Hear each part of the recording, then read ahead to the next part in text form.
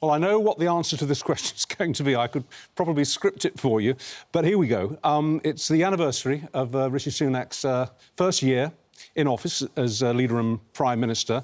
I guess one of his anniversary cards might be from the pollsters, who are saying that only 1 in 10, this is the latest poll, only 1 in 10 people in this country think that he's doing a good job. 9 out of 10 don't. What do you make? I know what you're going to say, but what do you make of his first year?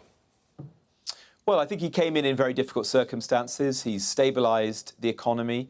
We're now seeing inflation falling sharply. It's fallen by 40%. That's the most important thing to help people with the cost of living crisis. We provided further support for people, particularly the poorest in society, to help them through that very difficult period. The economy is growing. In fact, it's one of the fastest growing economies in the developed world post-COVID, contrary to expectations. And we're working hard to deliver for the public on core priorities such as stopping the boats, which I'm responsible for.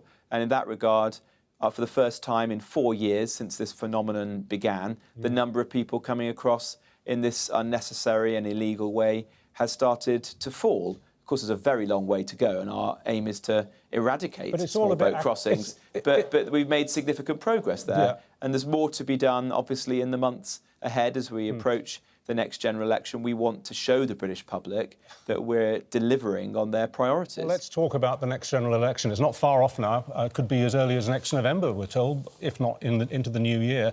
You look at the by-election results last week, and I know you're going to say it was a low turnout, but, I mean, you're going to get a thumping defeat, aren't you? Everything that we're talking about here in terms of your future policy plans, it's academic, because you're going to be out on your ear in a year's time.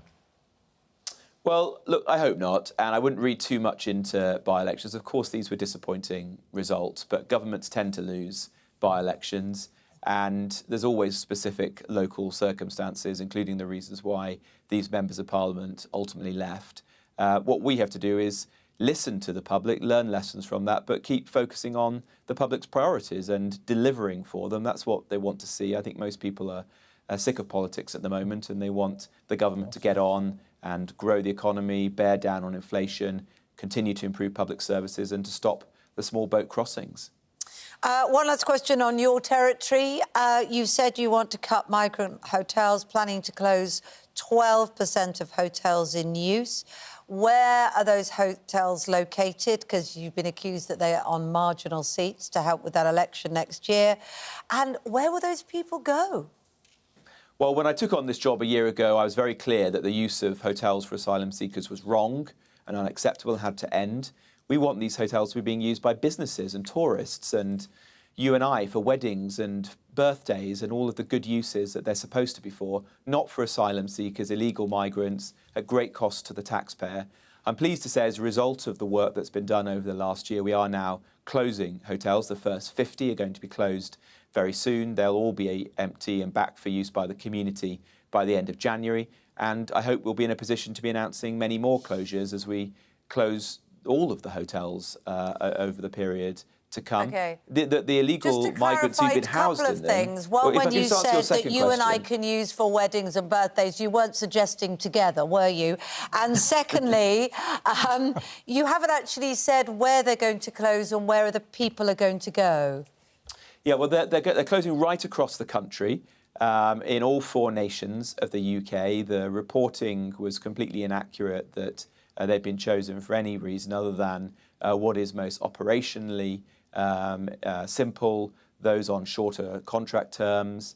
And we're also interested in those where there's the greatest impact on local communities, such as in rural areas, seaside towns, small market towns, where these are often the only hotels that are available. So we're closing them for all the right reasons. And where will they go? And they're going to go into simpler, cheaper forms of accommodation, such as the disused military sites that we're bringing forward, such as the barge in Portland. And of course, importantly, there are fewer illegal migrants now coming across than there were a year ago because of the success of some of the deals that we've struck, like with Albania, where there's been a 90% reduction in the number of illegal migrants coming into this country, and we're returning people back to Albania in as little as 48 hours. I don't pretend that this is job done. The public want to see us stop the small boats in their entirety, but we are making progress.